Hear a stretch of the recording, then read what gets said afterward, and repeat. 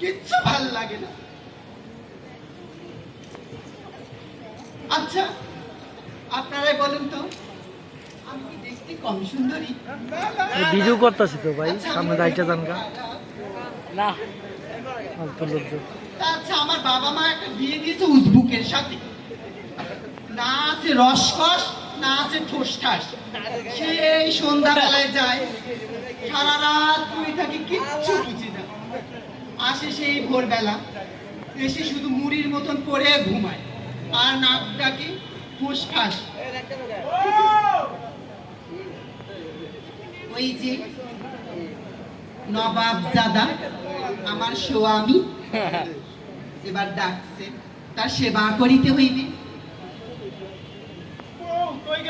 দেখি তোমার মুখখানা, আমাকে এক মুখ জল দাও তো, আমি মুখটা ধুইয়া লই।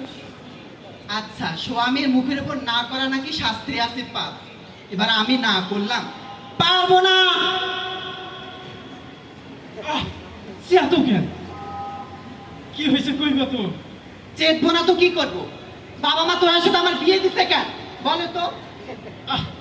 তোমার কি কোনোদিন ভাত কাপড় সারা রাখছি কও দেখি? হ্যাঁ, হাত কাপড় দিলেই কি সব কিছু হয়? তুমি আমাকে একটু আদরও করো না, সোহাগও করো না, তাই বলে কি আর সব কিছু হয়? ওরে বাপরে, স্বামীটা আমি কি বলতাম? আমি কি তোমাকে মুখ কোনোদিনও অন্যায় করছি, অত্যাচার করছি, নির্যাতন করছি? আমি মুখ দেখাবো কি রে বাপুরে? হ্যাঁ, আমি আর কিচ্ছু বলবো না। ওই ওই